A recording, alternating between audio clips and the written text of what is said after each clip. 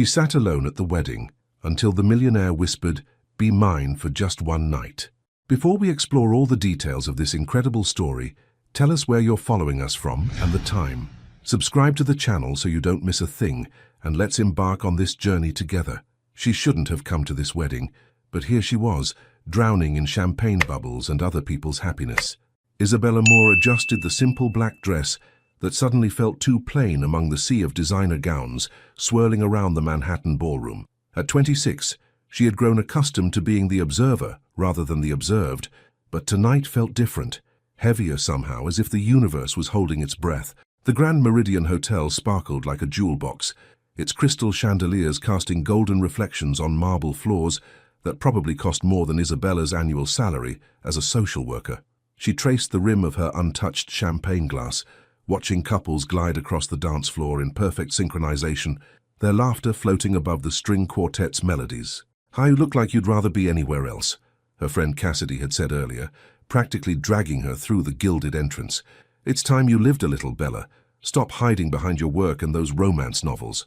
Now Cassidy was nowhere to be found, probably charming some investment banker by the chocolate fountain, and Isabella sat alone at table 12, the designated spot for plus ones who don't quite belong. She should leave, call an Uber, slip out quietly, and be back in her modest Brooklyn apartment before midnight, where she could curl up with her grandmother Eleanor's hand-knitted blanket and a cup of tea. But something kept her glued to her chair. Maybe it was the way the bride's eyes sparkled when she looked at her new husband, or how the elderly couple at table 3 still held hands during dinner, despite their wrinkled fingers and wedding rings worn smooth by decades. Isabella found herself wondering if that kind of love, the real lasting kind, was just a beautiful myth, like unicorns or politicians who kept their promises. Her grandmother Eleanor would have laughed at such cynicism. "Child," she would say in that warm, honey-thick voice, "love isn't a fairy tale. It's a choice you make every single day, through tears and laughter, through storms and sunshine." Isabella smiled softly, remembering those Sunday afternoons in Eleanor's small kitchen, flour dusting their hands as they baked together, the older woman sharing wisdom disguised as casual conversation. Eleanor had raised her after her parents' car accident, teaching her that dignity wasn't about how much money you had, but how you carried yourself through life's unexpected moments. The music shifted to something slower, more intimate, and Isabella's attention drifted across the ballroom. That's when she saw him. Adrian Schofield stood near the bar, his tall frame commanding attention even in a room full of Manhattan's elite. Isabella recognized him from magazine covers and business articles, the hotel mogul who had built an empire before his 40th birthday, known as much for his ruthless business acumen as for his complete disinterest in settling down. His dark hair was perfectly styled, his tailored tuxedo fitting him like it was crafted by angels, and his steel-gray eyes surveyed the room with the cool detachment of someone who owned half of it. Which, Isabella realized, he probably did. She watched as several women approached him throughout the evening, each one more stunning than the last, their designer gowns and practiced smiles weapons in a battle she couldn't even comprehend. But Adrian barely acknowledged them, his responses polite but distant, his attention already moving elsewhere before they finished speaking. Isabella looked away, embarrassed to be caught staring. She didn't belong in his world of private jets and penthouse apartments, of charity galas that raised more money in one evening than she'd see in a lifetime. She was just a girl from Harlem who helped troubled teenagers find their way, who clipped coupons and shopped at thrift stores, who measured wealth in good books and warm hugs from her grandmother. But when she glanced up again, those steel-grey eyes were looking directly at her. Time seemed to pause, the laughter and music fading into white noise as Adrian's gaze held hers across the crowded ballroom. Isabella's heart hammered against her ribs, and she felt heat rise in her cheeks. She should look away, pretend she hadn't been watching him, but something in his expression, a flicker of genuine curiosity perhaps, kept her frozen in place. Then Adrian began walking toward her, each step deliberate and confident, and Isabella realized with a mixture of terror and anticipation that her quiet evening of observation was about to become something else entirely. And in that moment, she had no idea that the man approaching her table was about to whisper words that would change everything she thought she knew about love, about herself, and about the possibility of fairy tales coming true in the most unexpected ways. Do you think Isabella should trust those steel-grey eyes walking toward her, Or is she about to make the biggest mistake of her life? The most dangerous men are the ones who walk toward you like they already know your answer. Adrian Schofield moved through the crowd with the fluid grace of someone accustomed to parting seas of people, his presence commanding attention without demanding it. Isabella's fingers tightened around her champagne glass as she watched him navigate between dancing couples and chattering groups, his eyes never leaving hers. "Run," her rational mind screamed. "This is exactly the kind of complication Eleanor warned you about." But her body betrayed her. Rooted to the velvet chair as if gravity itself had shifted, she could feel the curious glances of nearby guests, the subtle whispers that followed in Adrian's wake. The woman at table 11 leaned forward, her diamond earrings catching the light as she murmured something to her companion about Schofield choosing his next conquest. The words stung more than they should have. "Mind if I sit?" Adrian's voice was deeper than she'd expected, with a slight rasp that suggested late nights and important decisions. He gestured to the empty chair beside her, though they both knew he wasn't really asking permission. "It's a free country," Isabella replied, proud that her voice didn't shake. "Though I should warn you, this table seems to be where they put the people who don't quite fit the dress code." A ghost of a smile touched his lips as he settled into the chair, and Isabella caught a hint of his cologne, something expensive and understated, like cedar and rain. "Maybe that's exactly where I belong tonight." The answer surprised her. She'd expected arrogance, the casual dismissal of someone accustomed to getting what he wanted. Instead, there was something almost vulnerable in the way he said it, as if he were testing the words on his tongue. "Isabella Moore," she said, extending her hand with more confidence than she felt. "And before you ask, no, I'm not someone's +1 who got lucky. I'm Cassidy Hampton's friend from the real world, Adrian Schofield." His handshake was firm but brief, his calloused fingers a surprise against her soft palm. "And the real world is exactly what I've been missing." They sat in comfortable silence for a moment, watching the bride and groom share their first dance as husband and wife. The bride's dress sparkled like captured starlight, and her new husband looked at her as if she'd hung the moon personally. Isabella found herself smiling at their obvious joy. "Do you believe in that?" Adrian asked quietly, following her gaze. "In what? Marriage? In forever?" The word hung between them like a challenge. In the idea that two people can promise to love each other through everything life throws at them and actually mean it. Isabella studied his profile, noting the tension in his jaw, the way his fingers drummed silently against the tablecloth. "You sound like someone who's given it considerable thought." "I'm 37 years old," he said, still watching the dancers. "I've built hotels on 3 continents, employed thousands of people, and made decisions that affect millions of dollars daily. But I've never once made a promise I wasn't absolutely certain I could keep." "That sounds lonely." "It sounds practical," but there was something hollow in his voice, as if he were reciting a lesson he'd learned by heart but never quite believed. Isabella set down her champagne glass and turned to face him fully. "My grandmother Eleanor raised me after my parents died. She was married to my grandfather for 42 years before cancer took him. I used to ask her how she knew he was the one, and you know what she told me." Adrian's eyes met hers, and she was struck by how intently he listened, as if her words might contain some secret he'd been searching for. "She said she didn't know, not at first, but every day she made the choice to love him, and every day he made the same choice back. The forever part wasn't a promise they made once, it was a promise they kept making." "And you believe that's possible? That kind of a daily devotion?" "I believe in the possibility of it," Isabella said carefully, "though I've never experienced it myself." Something shifted in Adrian's expression, a crack in the carefully maintained composure. "Would you dance with me?" The question caught her off guard. Around them, the reception continued its elegant rhythm, but suddenly it felt as if they were suspended in their own private bubble. Isabella glanced down at her simple black dress, then at the designer gowns swirling past them. "I don't really belong out there," she admitted. "Neither do I," Adrian said, standing and offering his hand. "Tonight, anyway." Against every instinct screaming at her to be cautious, Isabella placed her hand in his.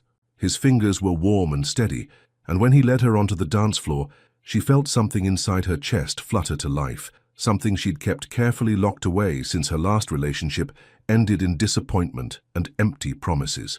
The music was soft and romantic, something classical that made the chandeliers seem to sway in time. Adrian's hand settled at the small of her back, respectful but firm, and Isabella found herself relaxing into the rhythm despite her nerves. "You're a good dancer," she murmured, surprised. "Boarding school," he said with a self-deprecating smile. Along with table manners and the proper way to tie a bow tie, not exactly useful skills for most people's daily lives, but useful for nights like this. Nights like this don't usually matter to me. The honesty in his voice made Isabella look up, and she found herself drowning in those steel-grey eyes. There was something there, a hunger that wasn't quite desire, wasn't quite loneliness, but something deeper and more complex. They moved together in perfect synchronization, as if they'd been dancing together for years instead of minutes. Other couples swirled around them, but Isabella barely noticed. All she could focus on was the way Adrian looked at her, as if she were the only person in the room, the only person who mattered. When the song began to fade, Adrian didn't immediately step away. Instead, he leaned closer, his breath warm against her ear, and then he whispered the words that would change everything. "Be mine, for just one night." Some words hit you like lightning, sudden, brilliant, and utterly destructive. Isabella froze in Adrian's arms, her body going rigid as his whispered request echoed in her mind. The ballroom continued to spin around them, couples laughing, champagne glasses clinking, the string quartet playing their romantic melody. But for Isabella, everything had stopped. "Be mine for just one night." She pulled back sharply, her dark eyes wide with a mixture of shock and something that might have been hurt. The space between them suddenly felt like an ocean, cold and vast and impossible to cross. "Excuse me?" Her voice was barely a whisper, but it carried the weight of thunder. Adrian's expression shifted instantly, the confident mask slipping as he realized his words had landed like a slap rather than an invitation. "Isabella, No." She stepped back, her heels clicking against the marble floor with finality. "Just no." Without another word, she turned and walked away, weaving through the dancing couples with the desperate urgency of someone fleeing a fire. Her chest felt tight, her breathing shallow, and she could feel the familiar sting of tears threatening to spill over. How could I have been so stupid? She pushed through the ballroom's ornate doors and found herself in the hotel's grand lobby, all gleaming marble and fresh orchids. A few guests milled about, their laughter echoing off the high ceilings, but Isabella barely saw them. She needed air, needed space, needed to put as much distance as possible between herself and Adrian Schofield's casual proposition. Her hand shook as she fumbled for her phone, scrolling through her contacts until she found Cassidy's number. But before she could call, a warm hand touched her shoulder. "Isabella, please, let me explain." She spun around to find Adrian standing there, his perfectly styled hair slightly mussed, his bow tie askew. For the first time all evening, he looked less like a magazine cover and more like a man who just made a terrible mistake. "Explain what?" Isabella's voice cracked with emotion. "That you saw me sitting alone and thought I'd be an easy target? That you assumed because I don't wear designer clothes or move in your circles, I'd be grateful for whatever attention you decided to throw my way? That's not—" Adrian ran a hand through his hair, his composure completely shattered. "God, no, that's not what I meant at all." "Then what did you mean?" Isabella crossed her arms over her chest, a protective barrier against the hurt blooming in her ribcage. "Because from where I'm standing, it sounded like you were offering to rent me for the evening." The words hit their target. Adrian flinched as if she'd physically struck him, his face going pale. "You're right," he said quietly. "That's exactly how it sounded, and I'm sorry. More sorry than you could possibly know." Isabella studied his face, searching for any sign of the smooth manipulation she'd expected. Instead, she found something raw and honest, regret etched in every line of his features. "I don't understand you," she said, her voice softer now, but still guarded. "One minute you're talking about forever being impossible, the next you're asking me to be yours for a night. What am I supposed to think?" Adrian was quiet for a long moment, his grey eyes fixed on the marble floor between them. When he finally looked up, there was something vulnerable in his expression that made Isabella's breath catch. "I've never asked anyone for forever," he said slowly. "Not once in 37 years, because I've never believed I deserved it." The admission hung between them like a bridge, fragile, tentative, but real. "So you ask for one night instead?" "It's all I've ever thought I was worth." His voice was barely audible. "One night with someone beautiful and genuine and real, and then back to my empty penthouse and my empty life. At least that way, I can't disappoint anyone when I inevitably mess it up." Isabella felt her anger begin to crack, revealing the hurt underneath. "And what about me? What about what I might be worth?" "You're worth everything," Adrian said without hesitation. "That's what terrifies me." The honesty in his voice nearly undid her. Isabella could feel herself softening despite every instinct telling her to run. This was dangerous territory, the kind of emotional quicksand that swallowed women whole and left them broken and bitter. "I should go," she whispered, but she didn't move. "You should," Adrian agreed, but he didn't step away either.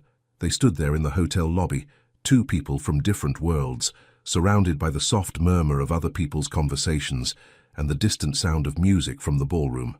Isabella could feel the pull between them, magnetic and undeniable, but she could also hear Eleanor's voice in her mind, gentle but firm. "The love, my dear, is not measured by beautiful words, but by actions. My grandmother always told me," Isabella said slowly, "that when someone shows you who they are, you should believe them the first time." Adrian's jaw tightened. "And what do you think I've shown you?" Isabella looked at him, really looked at him, beyond the expensive suit and the reputation and the walls he'd built around himself. What she saw was a man who'd been taught to expect less because he'd been told he deserved less. A man who asked for one night because he'd never learned to hope for more. "I think," she said carefully, "you've shown me someone who's afraid." The words hit their mark. Adrian's mask slipped completely, and for a moment Isabella saw him as he truly was. Not the ruthless businessman or the untouchable millionaire, but a man who'd convinced himself that temporary was safer than forever. "I should be afraid of you," she added quietly. "Why aren't you?" Isabella considered the question, her heart hammering against her ribs. The smart answer was that she was afraid.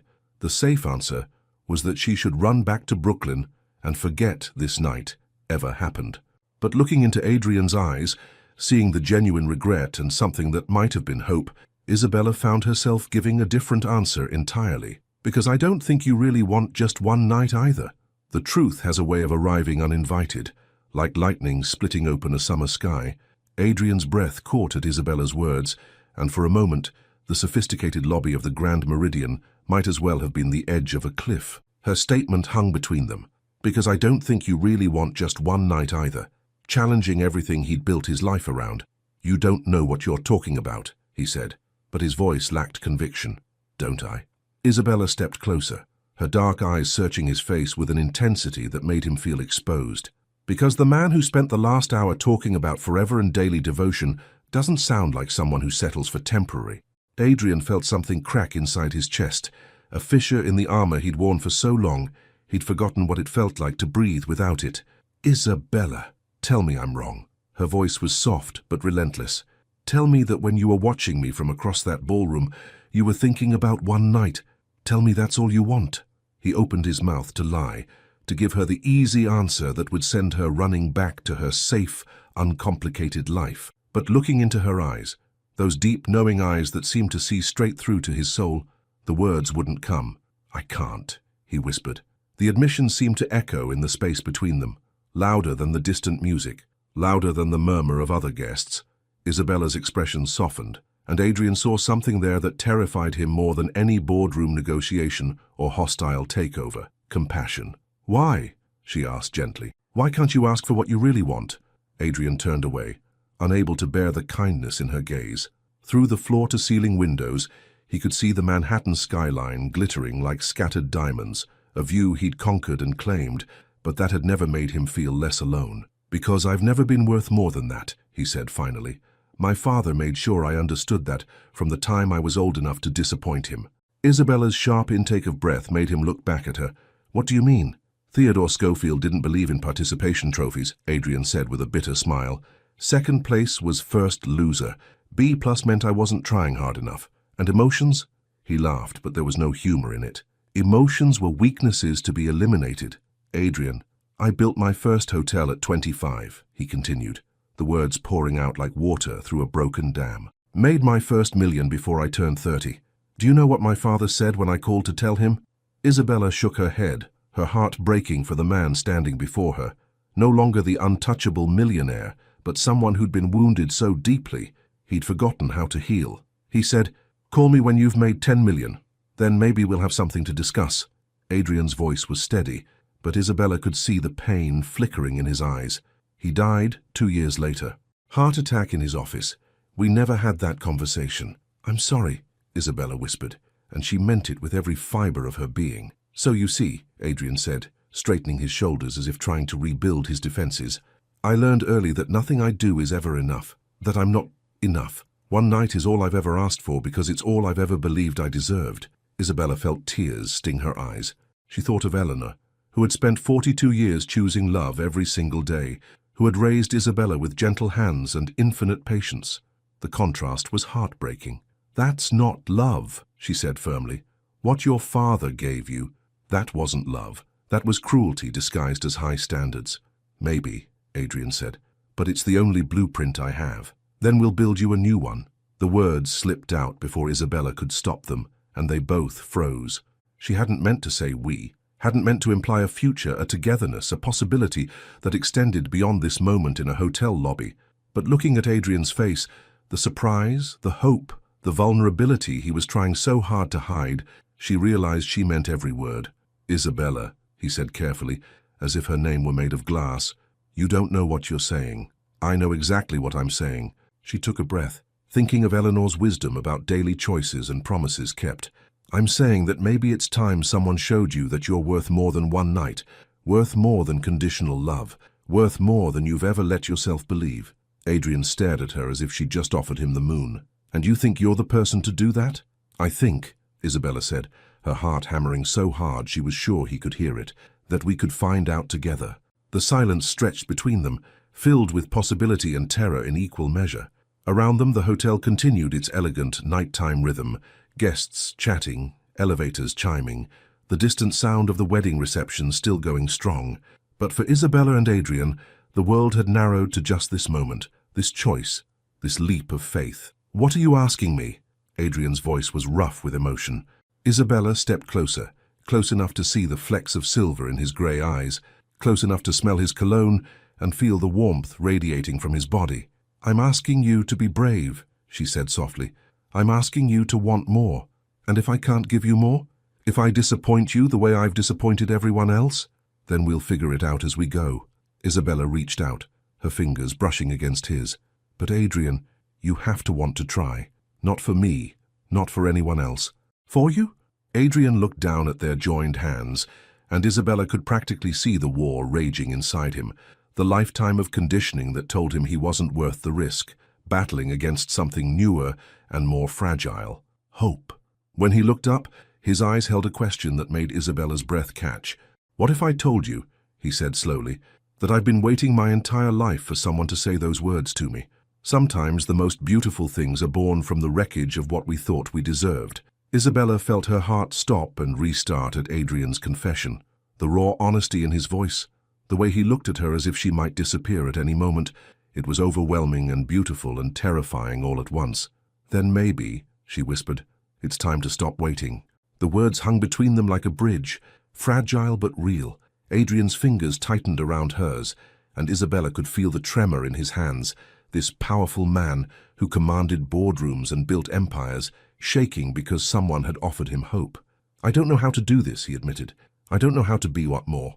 "Neither do I," Isabella said with a soft laugh that was half tears. "I've spent so long protecting myself from men who wanted less that I never learned what to do with someone who might want more." They stood there in the hotel lobby, two broken people finding something whole in each other's honesty. The wedding reception continued behind the ballroom doors, but their world had narrowed to this moment, this choice, this leap of faith neither had expected to take. "We could start with coffee," Isabella suggested, her voice barely above a whisper. "Coffee?" Adrian's eyebrows rose, and she caught a glimpse of the man he might have been if his father had chosen love over conditional approval. "Tomorrow morning, somewhere normal, somewhere that doesn't cost more than my monthly rent." Isabella smiled, feeling lighter than she had in months. Just two people getting to know each other without champagne and crystal chandeliers. "I know a place," Adrian said slowly, as if testing the words. "There's this little cafe in Brooklyn. Delaney's Corner. The owner, Marta, makes the best blueberry muffins I've ever tasted." Isabella blinked in surprise. "You know a place in Brooklyn?" A flush crept up Adrian's neck. Sometimes I drive around the city when I can't sleep, just to see how real people live. Marta doesn't know who I am. She calls me honey and argues with me about whether I need more than black coffee for breakfast." The image of Adrian Schofield being fussed over by a maternal cafe owner was so endearing that Isabella felt something crack open inside her chest. "She sounds wonderful," She reminds me of what I imagine a mother should be like, Adrian said quietly. Warm, accepting, someone who loves you not because of what you achieve, but because of who you are. Isabella thought of Eleanor, of Sunday mornings spent baking and laughing and sharing stories. My grandmother would have loved her. Eleanor always said the best people are the ones who feed your soul along with your stomach. I'd like to hear more about Eleanor, Adrian said, about the woman who raised someone like you, someone like me, someone brave enough to see past the armor to the man underneath, someone generous enough to offer hope to a stranger. Adrian's voice was soft with wonder. Someone who makes me want to be better than I've ever been. Isabella felt tears prick her eyes. Adrian, is 9 o'clock too early? He asked suddenly. For coffee, I mean. I know you probably have to work. I have Saturdays off, Isabella interrupted, her heart racing at the realization that they were actually planning this. 9 o'clock sounds perfect. They exchanged numbers, their fingers brushing as Adrian handed her phone back to her. The simple touch sent electricity through Isabella's entire body, and from the way Adrian's breath caught, she knew he felt it too. I should probably rescue Cassidy from whatever investment banker she's charmed, Isabella said reluctantly, and you should probably return to your reception before people start wondering where the mysterious hotel mogul disappeared to. Probably, Adrian agreed, but neither of them moved. The moment stretched between them, full of possibility and promise.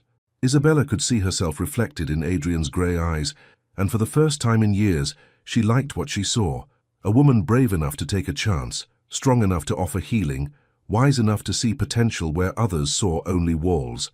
Isabella, Adrian said softly. Thank you. For what? For seeing me, he said simply. Really seeing me. Isabella reached up and touched his cheek gently, feeling the slight roughness of stubble, the warmth of his skin. Thank you for letting me. They stood there for one more heartbeat, memorizing each other's faces, before reality began to creep back in. Isabella could hear the wedding reception winding down, the music softer now, the laughter more subdued. I should go, she said, but her hand lingered on his cheek. So should I, Adrian replied, but he leaned into her touch. Finally, with more willpower than she knew she possessed, Isabella stepped back. 9 o'clock, she said firmly. 9 o'clock, Adrian confirmed. Isabella turned and walked toward the ballroom, her heart hammering with excitement and terror in equal measure. At the doorway, she looked back to find Adrian still watching her, his expression soft with something that might have been wonder. She was halfway across the ballroom, searching for Cassidy among the remaining guests, when her phone buzzed with a text message. I already can't wait until morning. Isabella smiled, typing back quickly. Good. That means you're already learning to want more. His response came immediately, and when Isabella read it, she felt her breath catch in her throat. With you, I'm beginning to think I might want everything. The morning after you decide to change your life always feels different, as if the very air holds promises it never made before. Isabella stood in front of her bedroom mirror at 8:15, trying on her third outfit, and wondering if she'd lost her mind completely. The black sundress made her look too formal. The jeans and sweater made her look like she was trying too hard to be casual. The floral dress... Oh, for heaven's sake, she muttered, sinking onto her bed in her grandmother's old Brooklyn apartment. The morning light streaming through the windows seemed to mock her indecision. Her phone buzzed on the nightstand, and Isabella's heart jumped. Good morning. I know it's early, but I wanted you to know I'm already thinking about you. Isabella smiled despite her nerves. She'd barely slept, her mind replaying every moment of the night before. Adrian's vulnerability, his confession, the way he'd looked at her as if she might be the answer to questions he'd never dared ask. Good morning to you too. I'm nervous. Is that normal? His response came quickly. If you're not nervous, you're not paying attention. I've been awake since 5. Couldn't sleep either. Didn't want to. I kept thinking about what you said, about building a new blueprint. I've never wanted anything as much as I want to get this right. Isabella felt her chest tighten with emotion. She typed back, We'll figure it out together, remember? Together. I like the sound of that. Isabella finally settled on the jeans and a soft cream sweater, comfortable but pretty, approachable but put together. As she applied a light coat of mascara, she caught sight of Eleanor's old jewelry box on the dresser and felt a pang of longing. What would you think of him, Grandma? She whispered to the empty room. Would you tell me to run, or would you see what I see? As if in answer, Eleanor's voice echoed in her memory. The heart knows what it knows, baby girl. Trust it, but use your head too. At 8:50, Isabella stood outside Delaney's corner cafe, her hands trembling slightly as she checked her reflection in the window. The little cafe was exactly what she'd hoped for. Worn brick walls covered in local artwork, mismatched chairs around small wooden tables, the warm smell of coffee and baked goods drifting through the open door. Through the window, she spotted Adrian immediately. He sat at a corner table, looking nothing like the polished businessman from the night before. His dark hair was slightly tousled, he wore a simple navy sweater and jeans, and he was actually reading a newspaper, a real, physical newspaper, like a normal person. The sight of him looking so human made Isabella's heart flutter. When she pushed open the door, the little bell above it chimed and Adrian looked up. His face transformed when he saw her, his carefully neutral expression melting into something warm and genuine. "You came," he said, standing as she approached. "Did you think I wouldn't? I hoped you would, but I also know that in the light of day last night might have seemed like a beautiful dream that couldn't possibly be real." Isabella slipped into the seat across from him, noting how he'd chosen a table tucked away from the windows, private but not hidden. "What about you? Any second thoughts?" "1,000, Adrian admitted with a rueful smile, but not one of them involved not being here. Before Isabella could respond, a cheerful voice interrupted them. Well, look who finally brought a date to my cafe." Isabella turned to see a plump woman in her 60s approaching their table, her graying hair pulled back in a messy bun, her apron dusted with flour. Her warm brown eyes sparkled with curiosity and unmistakable affection as she looked at Adrian. "Marta," Adrian said, and Isabella could hear genuine fondness in his voice. "I'd like you to meet Isabella. Isabella, this is Marta Rodriguez, the heart and soul of this place. So you're the one who finally put a smile on this boy's face," Marta said, extending a flour-dusted hand to Isabella. "He's been coming here for 2 years, always alone, always looking like he carries the weight of the world on his shoulders." "Marta," Adrian protested, but he was smiling. "Don't you Marta me," the older woman scolded playfully. "I've been waiting for someone to make you order something besides black coffee and a plain bagel. Maybe now you'll try my blueberry muffins." Isabella laughed, instantly charmed. "He mentioned your muffins last night. He said they were the best he'd ever tasted." "Did he now?" Marta beamed. "Well, then you both get fresh ones straight from the oven. And Isabella, honey, you tell me if this one gives you any trouble. I've got a wooden spoon, and I'm not afraid to use it." As Marta bustled away, Isabella turned to Adrian with raised eyebrows. 2 years. I found this place during one of my insomniac drives, Adrian said, looking slightly embarrassed. It was 3 in the morning. I was having a particularly bad night, and I saw the light on. Marta was here early preparing for the morning rush. She took one look at me and said I looked like I needed coffee and mothering in equal measure. "And you kept coming back." She never asked who I was. Never treated me like anything other than a regular customer who needed feeding. Adrian's voice was soft with affection. "Some mornings, she's the only person I talk to who sees me as just Adrian." Isabella felt her heart squeeze. "She loves you. The feeling is mutual." Adrian reached across the table and took Isabella's hand. "I've never brought anyone here before. This place is special to me." "I'm honored," Isabella said, and meant it. Marta returned with a tray laden with coffee, fresh blueberry muffins that smelled like heaven, and a knowing smile. "Now you two enjoy yourselves.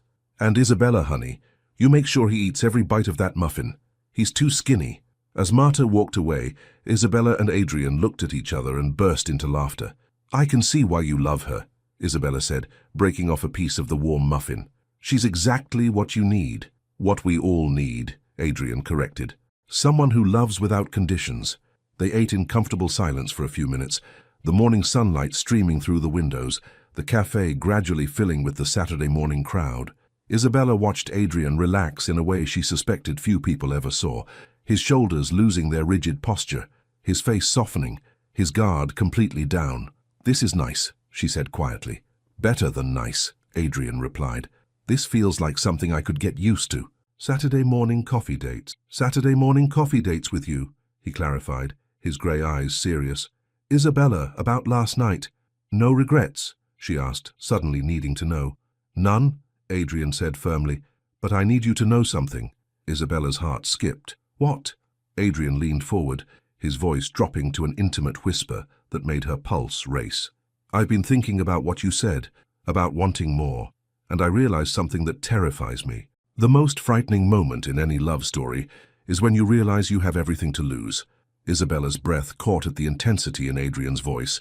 Around them, the cafe continued its gentle Saturday morning rhythm, Marta humming behind the counter, the soft murmur of conversations, the hiss of the espresso machine, but Isabella felt as if they were suspended in their own private world. "What terrifies you?" she asked softly, her fingers tightening around her coffee cup. Adrian was quiet for a long moment, his grey eyes fixed on their joined hands on the small wooden table. When he finally looked up, Isabella saw something raw and vulnerable that made her chest ache. "I've spent my entire life building walls," he said slowly. "Around my heart, around my hopes, around any possibility of real connection. And in one night, you've made me want to tear them all down." "That's not terrifying," Isabella whispered. "That's beautiful." "It's terrifying," Adrian insisted, "because I don't know who I am without those walls. What if the man underneath isn't worth loving? What if I disappoint you the way I've disappointed everyone else?" Isabella studied his face, the sharp cheekbones, the perfectly sculpted jaw, the mouth that could command boardrooms but trembled slightly when he spoke of his fears. She thought of Eleanor's wisdom, of the grandmother who had taught her that love was a choice made daily, not a feeling that simply happened. "Can I tell you something my grandmother used to say?" Isabella asked. Adrian nodded, his attention completely focused on her. "She used to tell me that love isn't about finding someone who's already perfect. It's about finding someone whose imperfections complement your own, someone you can grow with, someone who makes you want to be the best version of yourself. And if I can't be that person, then we'll figure it out together," Isabella said firmly. "Adrian, I'm not asking you to be perfect. I'm asking you to be real." Something shifted in Adrian's expression, a crack in the armor, a glimpse of hope breaking through years of conditioning. "I don't know how to be anything but perfect, or at least how to try to be perfect." "Start by being honest," Isabella suggested. "Tell me one thing about yourself that you've never told anyone else." Adrian's eyes widened slightly at the request. Isabella could practically see him weighing the risk, calculating the potential for hurt. But then something in his face softened and he leaned forward slightly. "I still sleep with a light on," he said quietly. Isabella blinked, not expecting such a vulnerable admission. "Why?" "When I was 8, my father locked me in a closet for crying after he yelled at me for getting a B+ on a math test." Adrian's voice was steady, but Isabella could see the pain flickering in his eyes. "He said I needed to learn that weakness had consequences. I was in there for 3 hours." Isabella felt tears sting her eyes. Without thinking, she reached across the table and covered his hand with both of hers. "Adrian, I developed this fear of complete darkness after that. Even now at 37, I have to have some kind of light, a lamp, the city glow through the windows, something." He looked embarrassed. "Pretty pathetic for a grown man who runs a multi-million-dollar company." "It's not pathetic," Isabella said fiercely. "It's human. And any father who would do that to his own child—" She stopped herself, taking a deep breath. "You were just a little boy. I know that now. But knowing it and feeling it are two different things." Isabella thought of her own childhood, of Eleanor's warm arms and patient explanations, of bedtime stories and gentle corrections. The contrast made her heart ache for the boy Adrian had been. "My grandmother used to check on me every night before she went to bed," Isabella said softly, "even when I was a teenager and insisted I was too old for it. She'd crack my door open just enough to see that I was safe, and sometimes I'd pretend to be asleep just so she wouldn't stop." "That sounds wonderful," Adrian said wistfully. "It was. She made me feel safe in a way that I didn't even realize I needed until she was gone." Isabella paused, studying Adrian's face. "When did you last feel truly safe?" The question seemed to catch him off guard. He was quiet for so long that Isabella wondered if he was going to answer at all. "Last night," he said finally, "when you told me I was worth more than one night. For about 30 seconds, I felt like maybe I could be enough for someone." Isabella felt her heart break and mend simultaneously. "You are enough, Adrian, more than enough. How can you be so sure? You barely know me." "I know enough," Isabella said with quiet confidence. "I know that you frequent a cafe where you let a sweet woman mother you because you crave that kind of unconditional care. I know that you drive around Brooklyn at night because you want to understand how real people live. I know that you're scared of disappointing me, which means you care more than you want to admit."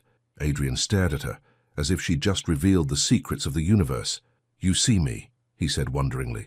"I see you," Isabella confirmed, And what I see is a man who's been taught to believe he's not worthy of love, when the truth is he's desperate for it. Is that what you think, that I'm desperate?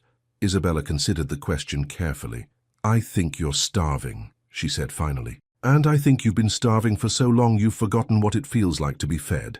The words hung between them, heavy with meaning. Adrian's grip tightened on her hands, and Isabella could see him struggling with something.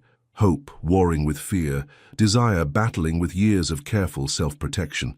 Isabella, he said slowly, if I let myself want this, want you, really want it, not just for one night, but for whatever comes next. Yes? Will you promise me something? Isabella's heart raced. What? If I'm not enough, if I can't be the man you deserve, will you tell me? Will you be honest with me instead of just disappearing? The request was so heartbreaking, so telling of the abandonment he'd experienced, that Isabella felt tears threaten to spill over. I promise, she said solemnly. But Adrian, you have to promise me something too. Anything. Promise me you'll try. Really try. Not to be perfect, but to be present. To let me see you, all of you, even the parts you think are broken. Adrian was quiet for a long moment, his thumb tracing circles on the back of her hand. When he looked up, his eyes held a determination that made Isabella's breath catch. I promise, he said. But Isabella, there's something else you need to know before we go any further. What? She asked, though part of her wasn't sure she was ready for another revelation. Adrian leaned closer, his voice dropping to an intimate whisper that made her pulse race. I think I'm already falling in love with you. Some words are so powerful, they change the very air around them, making it impossible to breathe the same way ever again. Isabella's world tilted.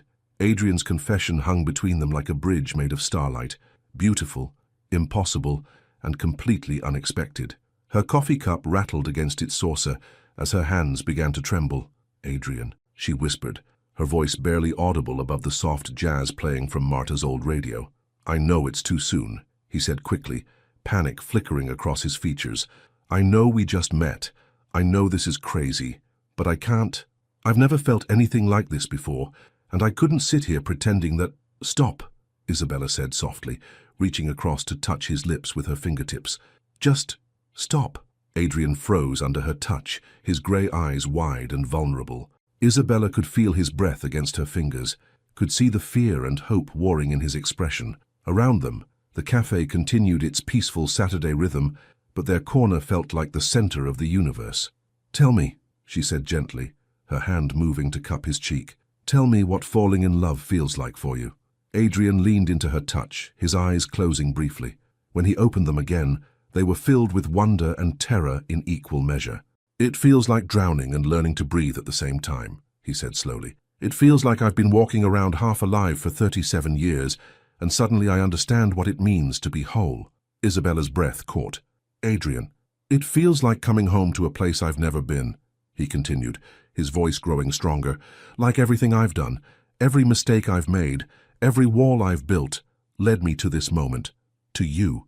Tears spilled down Isabella's cheeks before she could stop them. She thought of Eleanor's words about daily choices, about love being something you decided to do, rather than something that simply happened to you. Do you know what scares me the most? Adrian asked, his thumb brushing away her tears. What? That you're going to realize this is all too much, too fast, too complicated, and you're going to walk away before I figure out how to keep you. Isabella stared at him, this powerful man who could buy and sell companies, but was terrified of losing something he'd just found. She thought of her own fears, of being hurt again, of trusting someone who might decide she wasn't worth the effort, of hoping for something real only to discover it was another beautiful lie. But looking into Adrian's eyes, she saw something that made her want to be brave. Can I tell you a secret? She asked. Adrian nodded, his attention completely focused on her. I think I'm falling in love with you too. The words escaped before Isabella could second-guess them, and she watched as Adrian's face transformed. The careful mask he wore melted away completely, replaced by pure joy and disbelief. You are? He whispered. I am, Isabella confirmed, feeling lighter and more terrified than she'd ever been in her life. Which is absolutely insane because you're right. It's too soon, it's too fast, it's too everything, but I can't seem to stop myself. Adrian stood abruptly, his chair scraping against the floor, and for a moment Isabella thought he was going to run. Instead, he held out his hand to her. Come with me, he said urgently. Where? Anywhere. Everywhere. I need to move. I need to... He ran his free hand through his hair, looking gloriously disheveled. Isabella, I feel like I might explode if I have to sit still for another second. Isabella laughed, recognizing the restless energy coursing through him because she felt it too. The need to move, to do something with the overwhelming emotion threatening to spill over. She took his hand and stood, leaving money on the table as Marta called out cheerfully from behind the counter. You two lovebirds come back soon. And Isabella, honey, you bring him by for Sunday dinner sometime. Outside the cafe, the October air was crisp and bright, the Brooklyn streets busy with weekend foot traffic. Adrian pulled Isabella into a small park across the street, where families pushed children on swings and couples walked hand in hand along winding paths. I don't know what to do with this feeling, Adrian said, stopping beside a bench under a maple tree blazing with autumn colors. I don't have experience with this. With what? Love? With happiness, Adrian said simply. Real happiness. The kind that makes you want to laugh and cry and shout from rooftops all at the same time. Isabella turned to face him fully, struck by the raw honesty in his voice. What do you want to do right now, in this moment? Adrian was quiet for a beat, his eyes roaming over her face as if memorizing every detail. I want to kiss you, he said finally. I want to kiss you until neither of us can remember what it felt like to be afraid. Then kiss me, Isabella whispered. Adrian cupped her face in his hands, his thumbs tracing her cheekbones with infinite tenderness. Are you sure? I'm sure of this, Isabella said, her heart hammering against her ribs. I'm sure of you.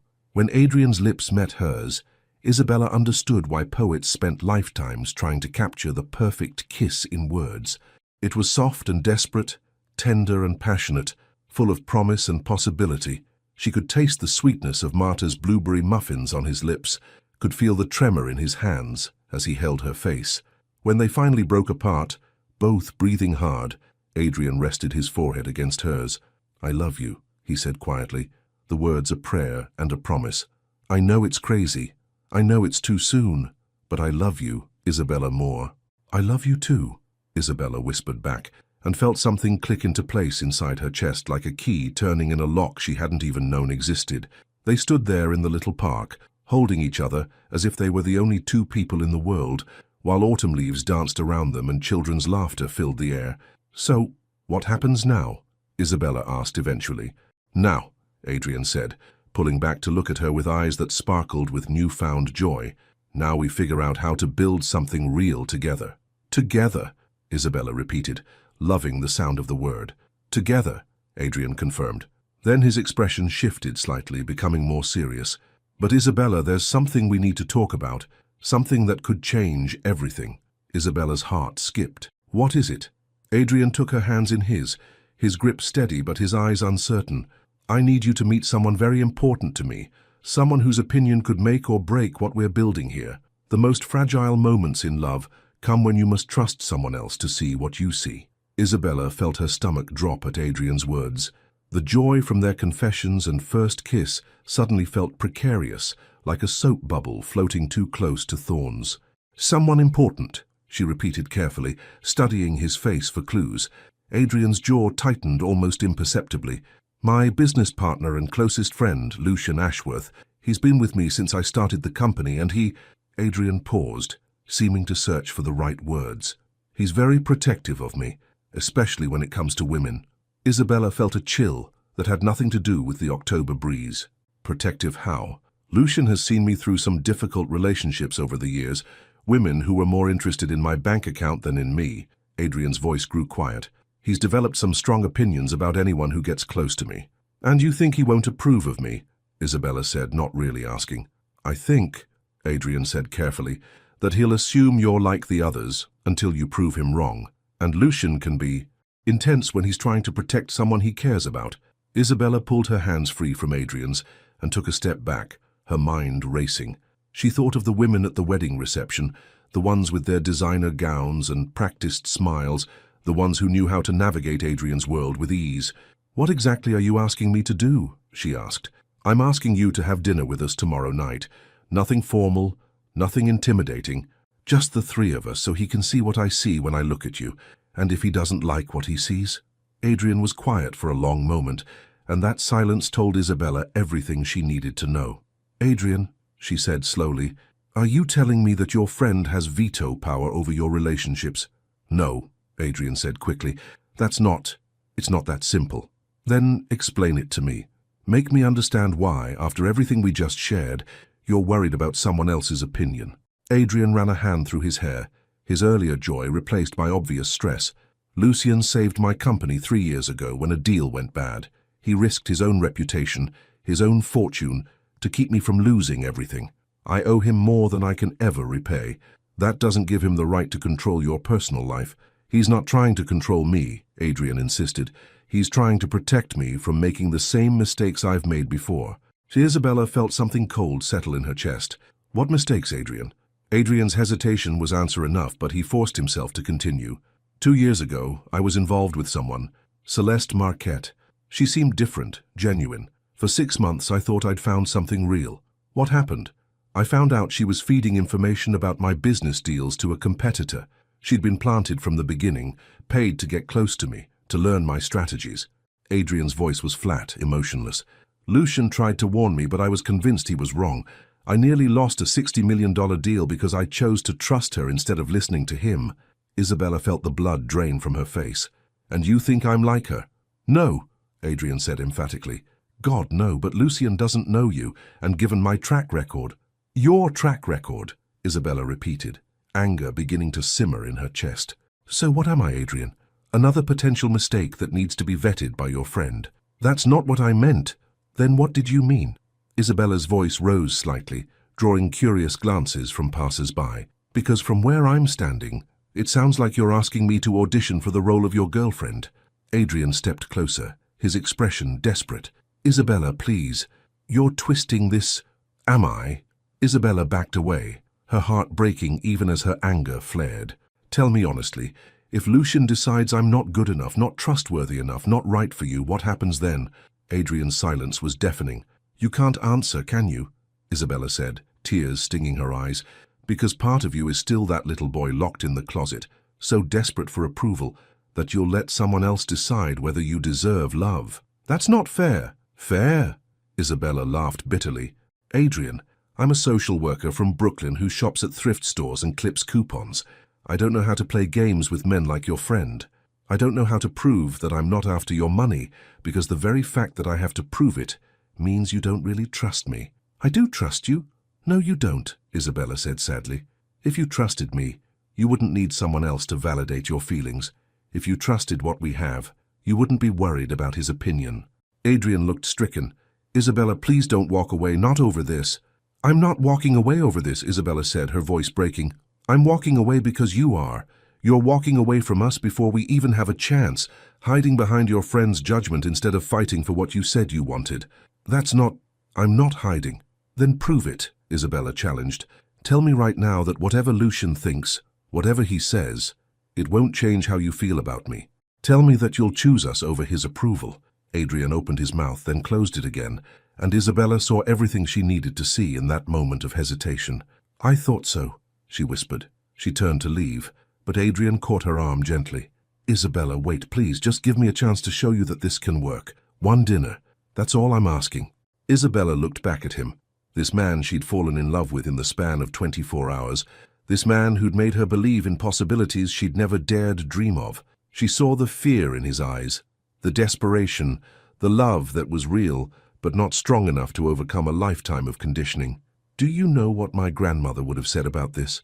Isabella asked quietly. Adrian shook his head. "She would have said that love shouldn't have to pass a test to be real. That if someone truly loves you, they don't ask you to prove yourself to their friends." Isabella's voice was steady now, resigned. "She would have said that the right person will choose you first, every time, without question. I am choosing you." "No, Adrian, you're asking me to choose you while you choose him." Isabella gently pulled free from his grip. "And that's not how love works." She started walking toward the park exit, her heart shattering with every step. Behind her, she heard Adrian call her name, but she didn't turn around. At the edge of the park, Isabella paused and looked back one last time. Adrian stood frozen by the bench where they'd shared their first kiss, his face a mask of anguish and indecision. "If you change your mind," she called out, her voice carrying on the autumn wind, If you decide that what we have is worth fighting for without conditions or approval from anyone else, you know where to find me." And then she walked away, leaving behind the man she loved and the future she'd glimpsed for one perfect, impossible morning. The moment that defines a man's entire life often comes disguised as an ordinary evening, when he must choose between who he's always been and who he could become. 3 days had passed since Isabella walked away from Adrian in the park, and the silence between them felt like a physical wound. Adrian sat in his Manhattan penthouse office, staring out at the city lights he'd once found comforting, feeling more alone than he had in years. His phone buzzed with yet another text from Lucian. "Dinner tonight? We need to discuss the Morrison deal." Adrian ignored it. Just as he'd ignored the previous 12 messages, he couldn't face Lucian right now, couldn't pretend that business mattered when his entire world had shifted off its axis. Isabella's words echoed in his mind. "You're asking me to choose you while you choose him." The truth of it cut deeper each time he remembered it. She was right. He had been hiding behind Lucian's judgment, using his friend's protectiveness as an excuse to avoid the terrifying vulnerability of choosing love without guarantees. His assistant knocked on the door. "Mr. Schofield, Mr. Ashworth is here to see you." Before Adrian could respond, Lucian Ashworth strode into the office, his silver hair perfectly styled, his expensive suit immaculate. At 42, Lucian carried himself with the confidence of someone who had never doubted his place in the world. "Avoiding me, Adrian?" Lucian settled into the leather chair across from Adrian's desk, his pale blue eyes sharp with concern. "That's not like you." "I've been busy," Adrian said, without looking up from the contract he'd been pretending to read. "Busy brooding, from what I can tell." Lucian leaned forward. "Talk to me, what's going on?" Adrian finally looked up, and Lucian's expression softened at whatever he saw in his friend's face. "It's about a woman, isn't it?" Lucian's voice was gentle but knowing. "The one from the wedding." "Isabella," Adrian said quietly, her name a prayer on his lips. "Ah." Lucian sat back, his features settling into familiar lines of concern. "And let me guess, she's not like the others. She's different, special, the one you've been waiting for your entire life." The mocking edge to Lucian's voice made Adrian's jaw tighten. "Don't. Adrian, we've been through this before. Remember Celeste? Remember how certain you were that she was different?" "Isabella is nothing like Celeste," Adrian said fiercely. "How can you be sure?" Lucian's voice was patient, like a teacher explaining basic math to a slow student. "You've known her for what, a week? A month? Adrian, you're worth hundreds of millions of dollars. Do you think it's a coincidence that these women seem to fall in love with you so quickly?" Adrian stood abruptly, his chair rolling back against the floor-to-ceiling windows. "Stop talking. I'm trying to protect you." "From what? From being happy?" Adrian's voice cracked with emotion. "Lucian, I love her. Really love her. For the first time in my life, I understand what it means to want someone, not because they make me look good, or because they fit into my world, but because they make me want to be better than I am." Lucian's expression grew concerned. "Adrian, you're not thinking clearly." "I'm thinking more clearly than I ever have." Adrian turned to face his friend fully. "She asked me to choose her. Not over you, not over our friendship, but over my fear, and I couldn't do it." "Because you're smart enough to know." "Because I'm a coward," Adrian interrupted. "Because I've spent so long letting other people decide what I deserve that I forgot how to decide for myself." Lucian stood, his face flushing with anger. "That's not fair, Adrian.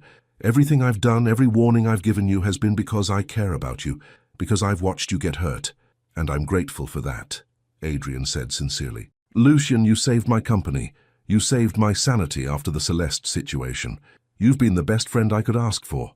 Then why are you talking about me like I'm the enemy?" Adrian walked to the window, pressing his palm against the cool glass. 40 floors below, the city pulsed with life, people falling in love, taking chances, building futures together. "Because Isabella was right about something," Adrian said quietly. "She said I was still that little boy locked in the closet, so desperate for approval that I'd let someone else decide whether I deserved love." "That's ridiculous." "Is it?" Adrian turned back to Lucian. "When was the last time I made a major decision without asking your opinion? When was the last time I trusted my own judgment about anything that mattered?" Lucian's mouth opened and closed, but no words came. "I've been using your friendship as a shield," Adrian continued, "hiding behind your protectiveness because it's easier than risking my heart. But Isabella made me want to be brave. And where is she now?" Lucian asked, his voice sharp. If she really loved you, wouldn't she fight for you instead of giving you ultimatums? She did fight for me, Adrian said with quiet certainty.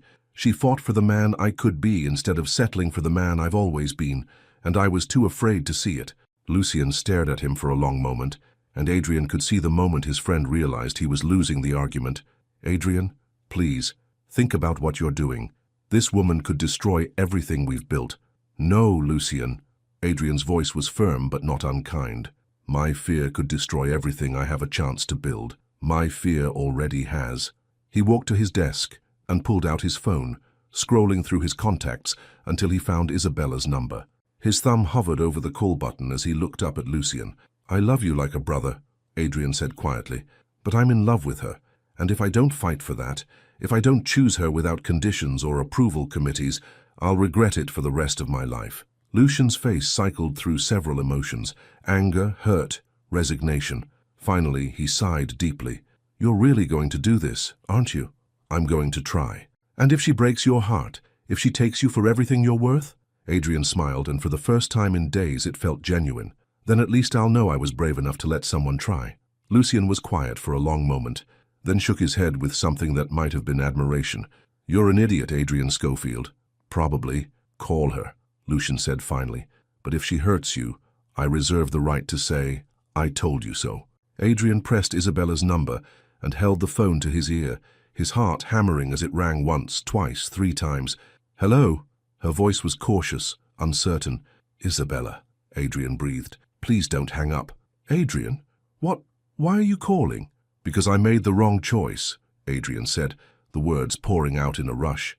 Because I've spent the last 3 days realizing that I'd rather risk everything with you than be safe without you. There was silence on the other end of the line, and Adrian held his breath. Are you choosing me? Isabella asked quietly. I'm choosing us, Adrian said firmly. No conditions, no approval committees, no tests, just us. Another pause, then, where are you? My office. But Isabella, I can be wherever you need me to be in 15 minutes. I'm at Eleanor's grave, Isabella said softly. Mount Hebron Cemetery in Queens. I come here when I need to think. I'll be right there, Adrian said, already reaching for his keys. Adrian? Yes? Don't come because you think it's what I want to hear. Come because it's what you want to do. The line went dead, and Adrian stared at his phone for a moment before looking up at Lucian, who was watching him with a mixture of concern and respect. Well? Lucian asked. Well? Adrian said, grabbing his coat. I guess we're about to find out if love really can conquer fear. 1 year later, some love stories end where they began, but the best ones begin where they once thought they'd ended. Isabella stood in the small kitchen of the Brooklyn apartment she now shared with Adrian, flour dusting her hands as she kneaded dough for Eleanor's famous dinner rolls. Through the window, she could see the autumn leaves falling in the courtyard, painting the world in shades of gold and crimson that reminded her of that first night they'd met. The apartment was nothing like Adrian's Manhattan penthouse, cramped by most standards with creaky floors and a radiator that sang opera at 3 in the morning. But it was theirs, filled with mismatched furniture from thrift stores, Isabella's collection of well-loved books, and photographs of moments that mattered more than money ever could. Something smells incredible, Adrian's voice came from behind her, followed by warm arms wrapping around her waist. Isabella leaned back against his chest, marveling as she still did every day at how perfectly they fit together. Eleanor's dinner rolls. I thought we should have something special for tonight. Everything's special when it's with you, Adrian murmured against her neck, making her shiver in the best possible way. Charmer, Isabella laughed, but she turned in his arms to face him. He looked different than he had that night at the wedding, softer somehow, more at peace. His expensive suits had been replaced by jeans and sweaters. His perfectly styled hair now bore the marks of her fingers, and his eyes held a lightness that spoke of a man who had finally learned to trust in his own worth. How was your day? Isabella asked, brushing a strand of hair from his forehead. Good. The youth center project is moving forward faster than expected. We should be able to break ground next month. Adrian's smile was genuine, proud in a way that had nothing to do with profit margins or quarterly reports. 6 months ago, Adrian had made a decision that shocked everyone who knew him. He'd stepped back from the day-to-day operations of his hotel empire to focus on something that mattered to him more, building community centers in underserved neighborhoods. It was Isabella's work with troubled teenagers that had inspired him, but the passion was entirely his own. "And Lucian?" Isabella asked gently. "Still thinks I've lost my mind," Adrian said with a chuckle. "But he's coming around, slowly. He actually asked about you today." Isabella raised an eyebrow. "Really? He wanted to know if you'd taught me how to make those chocolate chip cookies I brought to the office last week. And what did you tell him? That you'd taught me a lot of things, but the most important one was how to choose happiness over fear." Isabella felt her heart swell with love for this man who had learned to rebuild himself from the ground up. Their path hadn't been easy. There had been arguments, misunderstandings, moments when old patterns threatened to resurface. But they had kept their promise to each other, choosing love daily, working through their fears together instead of running from them separately. "Speaking of choosing," Adrian said, his voice suddenly nervous, "there's something I need to tell you." Isabella's pulse quickened. "What is it?" Adrian stepped back and reached into his pocket, pulling out a small velvet box that made Isabella's breath catch in her throat. "Isabella Moore," he said, his voice steady despite the emotion in his eyes, "you once told me that love isn't about finding someone who's already perfect, but about finding someone whose imperfections complement your own." Isabella's eyes filled with tears as Adrian dropped to one knee in their tiny kitchen, surrounded by the smell of baking bread and the golden light of late afternoon. "You taught me that I'm worthy of love, not because of what I achieve, but because of who I am. You showed me that forever isn't a promise you make once, it's a choice you make every single day." Adrian opened the box, revealing a simple but stunning diamond ring that caught the light like captured starlight. "So I'm asking you to make that choice with me every day for the rest of our lives." "Adrian," Isabella whispered, her heart so full she thought it might burst. "Marry me, Isabella.